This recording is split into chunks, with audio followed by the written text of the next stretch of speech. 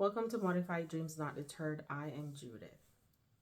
So, how many times do we look at our phone and we ask ourselves, do I really want to pick up that phone call right now?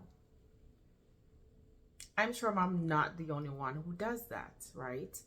As it pertains to if you are employed and you are a supervisor or a manager, then there is no question that those calls has to be answered.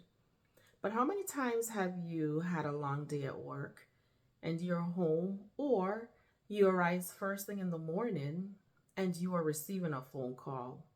Do you find that you pause to think about, do I really want to pick up that phone call? So there are many reasons why someone might ask themselves that particular question.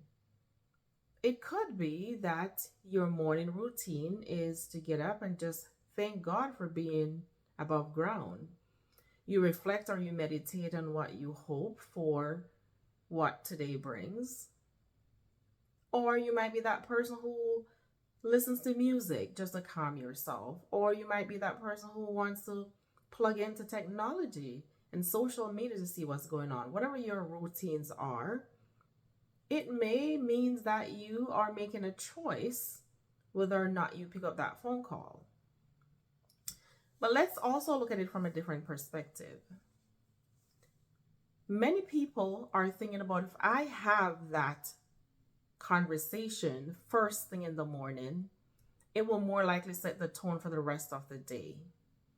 And I think we all can agree that at some point in our lives, we woke up with a plan in mind of what we're hoping for our day to be like.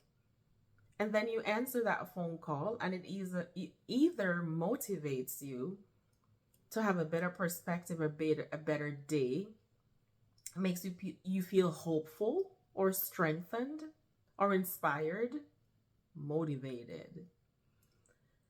Or you answer that phone call and you're burdened with guilt, you're burdened with negativity, you're burdened with such sense of annoyance that you find yourself speaking to yourself for the entire day because what you hoped for did not happen and created an unbalance for what your day is like. The same applies to an afternoon phone call or an evening phone call. You might find that you spend all your day, maybe you work on the phone, maybe you're a telephone operator, or maybe you have to feed calls, or maybe you're a supervisor, or maybe you just had a strenuous day. Whatever the case is, you have to also make that determination.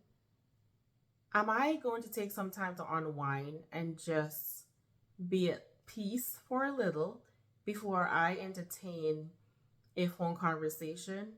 Because how can we really pour into someone else if we're not pouring into ourselves? Because some people don't have the capacity or the intuition to understand that when you call someone or when you speak to someone in person, be aware of what that person may be going through. Also, be aware that we ourselves, you yourself, have to also think about, when I call someone in the morning, what is my purpose? What is my purpose for calling someone first thing in the morning? Or what is my purpose for calling someone?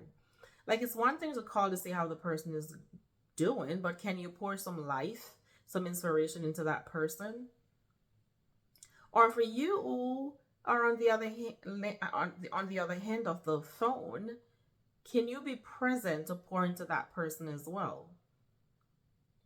Or maybe this is just an odd way of thinking, but I think it's kind of a two-way thing where sometimes we think about, okay, I'm not going to answer the phone right now because I'm in the middle of something and this takes priority. I'm going to call the person back. But how often do we forget to call that person back? Not intentionally, but unintentionally because of the cares of life. So we should learn to give others grace because no one knows what's going on the other end. So if you're calling someone and they have missed your call several times or several days, leave a voicemail. A good old voicemail goes a long way. At least I listen to my voicemail. But also, send a text. Give that person grace. When they do call you back, don't start breathing down their back about the fact that you have been calling them. Give them grace, because you never truly know what's going on in someone's life. The same way how you might not share everything that's going on in your life and you need grace. Very, very important. Be inspired, be an inspiration, but give each other grace. And just know that of all that I've just stated, the important part of this conversation is when someone is calling you, think about if this was the last opportunity that they had to call you before they transcend into the other dimension of their life. Would you want to miss that call? Because ever so often, people have that experience where I needed to pick up that phone call, but I was too busy, or I was in my personal struggles, that I lost the opportunity to have that last conversation. But you have to also be mentally prepared. You have to be emotionally prepared. And you have to be self-aware of what you can pour into a person and what you're allowing someone to pour into you as well. But again, give each other grace. The same way how you can be too busy or too preoccupied, or you can choose not to answer someone's phone call, whether that be through an intent or unintentionally, which means you missed the phone call or something. Give someone else grace that they themselves actually should be granted the same experience.